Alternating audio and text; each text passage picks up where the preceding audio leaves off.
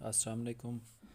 आज हम artificial intelligence का टॉपिक कवर करने जा रहे हैं। ए स्टार एल्गोरिदम। ए स्टार एल्गोरिदम जो है हमारा वो अनइन्फॉर्म एल्गोरिदम है। हमारे पास दो तरह के एल्गोरिदम होते हैं, एक इन्फॉर्म एल्गोरिदम और दूसरा अनइन्फॉर्म एल्गोरिदम।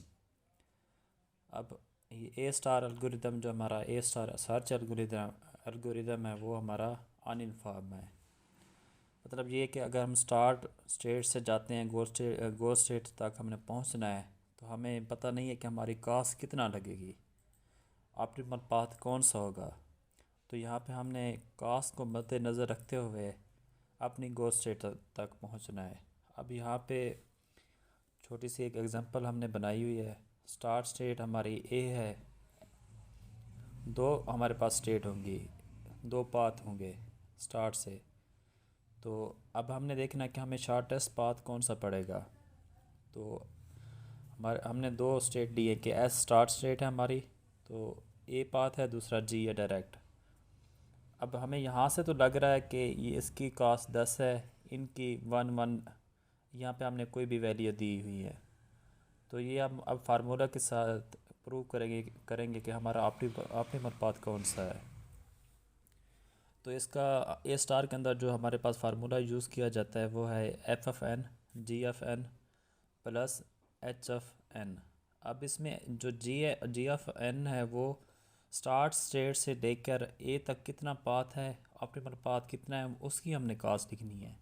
याद रखने वाली बात ये है कि जी एफ एन हमारा जो है ना, जो वैल्यू हमने यहाँ पे दी हुई है एस और ए की, वो हमारी हमारी कैलकुलेटेड वैल्यू होगी।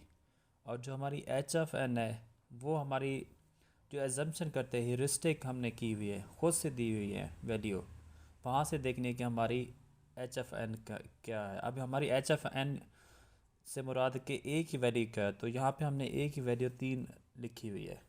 अब हमने स्टेप 1 स्टार्ट करना है।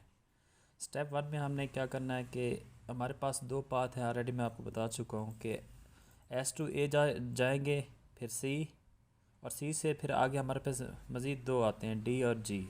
हमने गोल स्टेट तक पहुंचना है। एक रास्ता ये हो सकता है, दूसरा हमने डायरेक्ट जाना है एस टू जी। स्टेप 1 में हम जा रहे हैं कि एस टू ए। अब यहाँ पे हमने फार्मूला लगाना है F F N equal to G F N plus H F N. अब जी एफ एन हमारा एस टू ए कितनी वैल्यू हमने ऊपर लिखी है कि वो हमारे पास 1 है, इसलिए यहाँ पे हमने 1 लिखा, प्लस एच एफ एन हमारे पास क्या आएगा, जो हमने एज अ हाइपोथेसिस खुद से लिखी है ह्यूरिस्टिक, वो हमारी 3 है। तो 1 प्लस 3 हमारे पास क्या आया 4। एक पाथ हमारा यहाँ पे पूरा हो गया, उसकी हमने वैल्यू कैलकुलेट कर ली। अब दूसरा पाथ हमारे पास है एस टू जी, ये वाला रास्ता। अब इस पे अगर हम अपना फार्मूला अप्लाई करते हैं G F N plus H F N, अब हमारे पास जी एफ एन क्या हुआ 10 प्लस एच एफ एन, यहाँ पे जी के हमने जो खुद से एजम्पशन की थी, हाइपोथेसिस दिया था, या इसको हेरिस्टिक वैल्यू कह सकते हैं, वो ज़ीरो हुई। अब इन दोनों को जब हम ऐड करेंगे जी एफ एन प्लस ज़ीरो, जी एफ एन हमारा क्या हुआ 10, एच एफ एन ज़ीरो हुआ, तो हमारे पास ये 10 आ गई। अब यहाँ पे मैंने होल्ड क्यों लिखा कि अब हमने फाइनल स्टेट तक अभी हम नहीं पहुँचे। अगर फाइनल स्टेट पे हम पहुँचते तो हम होल्ड ना करते, इन दोनों को कंपेयर करते कि इनमें से ऑप्टिमल पाथ कौन सा है, तो हम उसी को फाइनल कर लेते। लेकिन हमारी गोल स्टेट अभी हमें नहीं मिली, इसलिए यहाँ पे हमने इन दोनों को अगर कंपेयर करें तो इसमें 10 हमारा बड़ा है, इसलिए हमने इसको होल्ड कर दिया। तो हमने 4 वाली ली, मतलब ये कि हम ये स्ट्रिंग लेके जा रहे हैं एस और ए वाली। एस और जी बड़ी स्ट्रिंग है, इसको छोड़ दिया हमने। अब स्टेप 2 में हमने एस और ए की तरफ बढ़ना है। अब स्टेप टू पे जब हम आते हैं तो हमारे पास दो पाथ हमें मिलते हैं, S to A to B, और S to A to C. ये दो पाथ हमारे पास आ गए। अगर हम एस टू ए बी जाएंगे तो उस पर फार्मूला अप्लाई करके देखेंगे क्या हमारे पास क्या वैल्यू होती है। अगर एस ए और सी की तरफ जाएंगे तो हम देखेंगे हमारे पास क्या वैल्यू आएगी। अभी हम एस ए और बी की तरफ देखते हैं। इसमें वही फार्मूला हम लगाएंगे F F N equal to G F N plus H F N. अब वही बात है कि हमने जी ऑफ एन हमारा क्या है, जो इसको जिसको अभी हमने एक अजम्पशन किया कि हमने गोल स्टेट की तरफ जा रहे हैं, लेकिन यहाँ हमारी स्ट्रिंग रुकी हुई है। तो हमारे पास S to A to B, हमने इनको कैलकुलेट कर लेना है। इन दोनों को ऐड करेंगे तो हमारा जी ऑफ एन आ जाएगा बी का।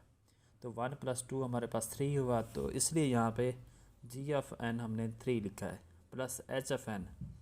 एच ऑफ एन अब हमारा कौन सा होगा, बी होगा। तो बी हमने कहाँ से कैलकुलेट करना है, जो हमने एजम्पशन की है, ह्यूरिस्टिक वैल्यू दी हुई है यहाँ पर।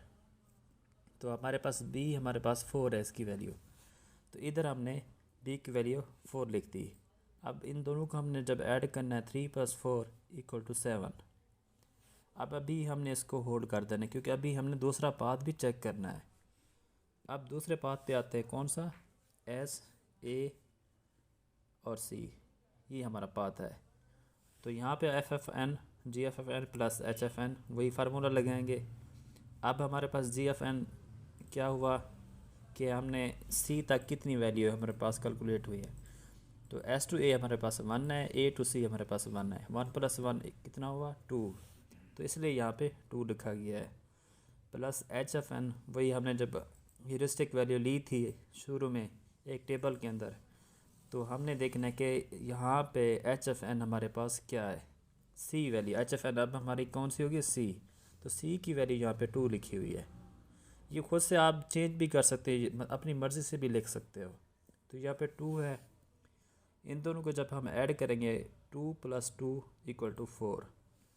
अब यहाँ पे हमने दोबारा कंपेयर करना है कि हमारी ऑप्टिमल पाथ कौन सा होगा, क्योंकि अभी हमें गोल स्टेट नहीं मिली।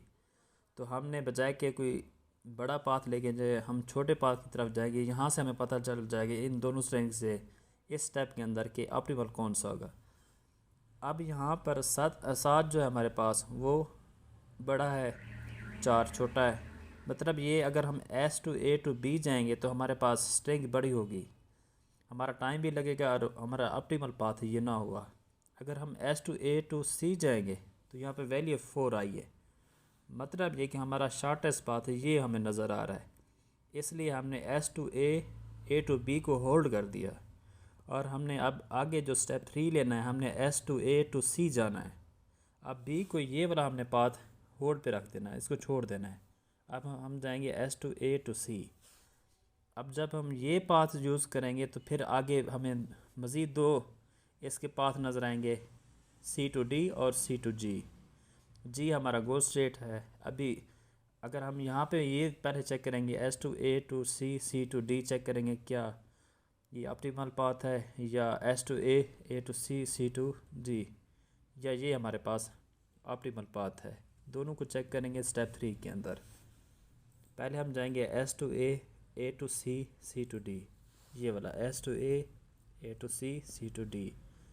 अब हमारे पास यहाँ पे जी एफ एन होपफुली आपको समझ आ रहा होगा क्या होगा, 1 + 1 2, 2 + 3 5।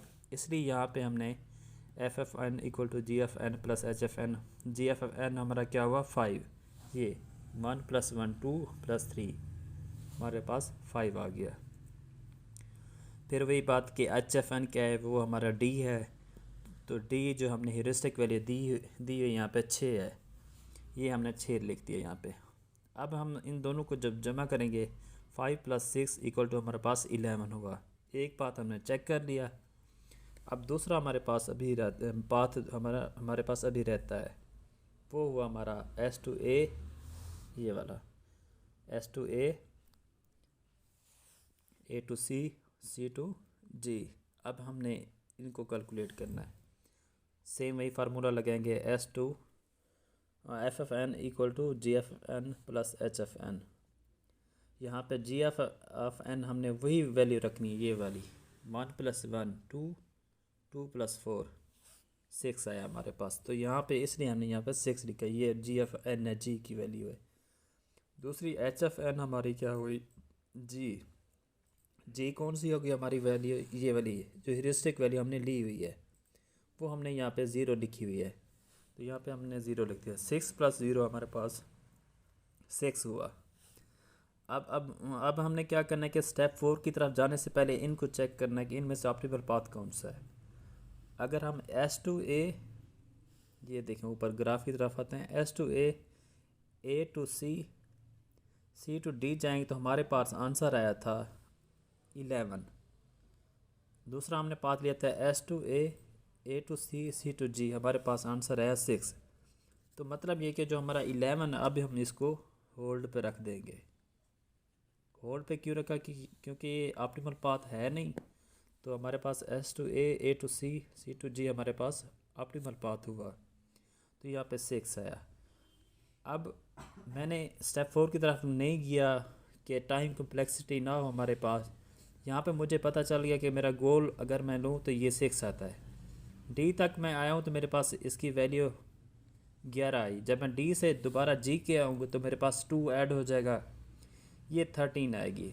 तो बजाय कि मैं यहाँ पे स्टेप लूँ, अब मेरा क्लासीफायर भी इतना मतलब अच्छा हो गया कि उससे पता चल जाएगा कि मैंने कौन सा पाथ लेना है। यहाँ पे मैं फाइनल पाथ पे आ चुका हूँ, मेरे पास आंसर 6 है। तो मैंने कंपेयर जब किया तो कंपैरिजन में मैंने देखा कि मेरे पास S to A to C ये मेरा फाइनल पाथ है, जिसके थ्रू हम अपनी ऑप्टिमल कॉस्ट हासिल कर सकते हैं।